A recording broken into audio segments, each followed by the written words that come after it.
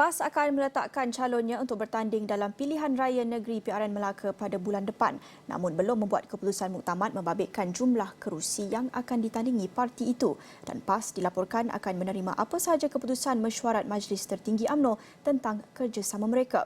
Dan untuk melihat situasi ini dengan lebih lanjut, bersada di talian ialah penganalisis politik Universiti Utara Malaysia, Profesor Madya Dr. Ahmad Martada Muhammad. Terima kasih Prof bersama saya dalam Buletin Awal ini. Bagaimana Prof melihat peranan PAS dalam memperkukuhkan kerjasama dengan Perikatan Nasional mahupun Muafakat Nasional untuk menghadapi PRN Melaka ini? Saya melihat bahawa sebenarnya belum ada kepastian di antara kerjasama parti-parti Melayu yang akan bertanding pada PRN Melaka. Kerana kita lihat Perikatan Nasional telah pun menyatakan mereka akan bertanding dalam semua kerusi, manakala UMNO belum lagi membuat keputusan dan PAS juga menyatakan bahawa mereka akan mengikut apa saja keputusan yang dibuat oleh UMNO. Jadi kita melihat kalau kita perhatikan secara terperinci ada lebih kurang 20 kerusi yang majoritinya adalah pengundi Melayu. Jadi bagaimana setiap parti nak meletakkan calon merupakan satu perkara yang sangat sukar. Jadi saya melihat bahawa pada ketika ini belum ada keputusan muktamad mana-mana parti yang akan bertanding, terutamanya yang melibatkan Bersatu dan juga UMNO. Kerana PAS bukanlah satu parti yang besar yang mempunyai pengundi ataupun penyokong-penyokong yang ramai. Jadi saya lebih melihat kepada peranan Bersatu dan juga UMNO sendiri, apakah mereka akan bertembung antara satu sama lain ataupun mungkin apakah akan ada kerjasama apabila PRN Melaka akan hampir tiba nanti. Prof, PAS sebelum ini ada menyuarakan mereka optimis gagasan Muafakat Nasional dan Perikatan Nasional menuju penyatuan sebelum hari penamaan calon PRN Melaka yang dijangkakan pada 8 November. Adakah Prof melihat ini mungkin memberi kekuatan kepada PAS? Mungkin kerana kita melihat bahawa PAS mempunyai hubungan baik dengan Bersatu melalui Perikatan Nasional dan PAS juga mempunyai hubungan baik dengan UMNO melalui Muafakat Nasional. Jadi saya melihat bahawa sebenarnya PAS berperanan besar untuk memastikan bahawa UMNO dan juga Bersatu akan boleh bekerjasama. Kerana kedua-dua parti tersebut, PAS dan UMNO dan juga Bersatu saling mengharapkan sumbangan daripada PAS juga.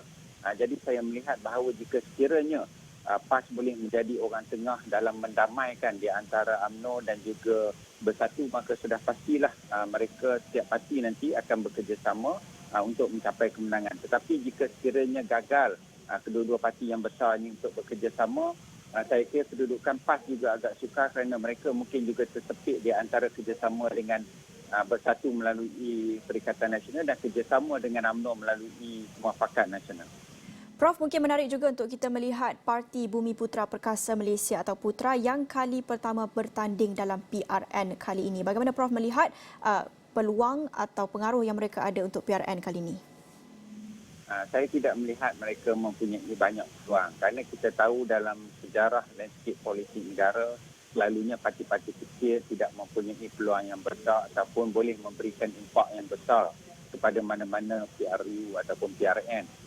Jadi saya melihat bahawa pasti parti-parti besar seperti Bersatu, UMNO dan PH akan boleh memainkan peranan dalam menarik pengundi, manakala parti-parti kecil yang mungkin tidak begitu mempunyai impak yang besar sebelum ini, tidak mempunyai sokongan grassroots yang kuat, maka sudah tentulah mereka tidak berupaya untuk menarik ramai pengundi untuk menyokong mereka pada PRN Melaka nanti.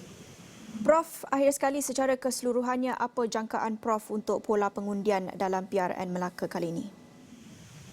Saya melihat bahawa jika sekiranya pertembungan itu berlaku, maka kelebihan akan berada pada PH. Kerana kita lihat bahawa dalam 20 kerusi yang mempunyai majoriti Melayu, kerana jika Bersatu dan juga UMNO bertanding, maka sudah tentulah ia akan mengakibatkan perpecahan dalam undi dan ia akan memberi kelebihan kepada calon daripada PH sendiri.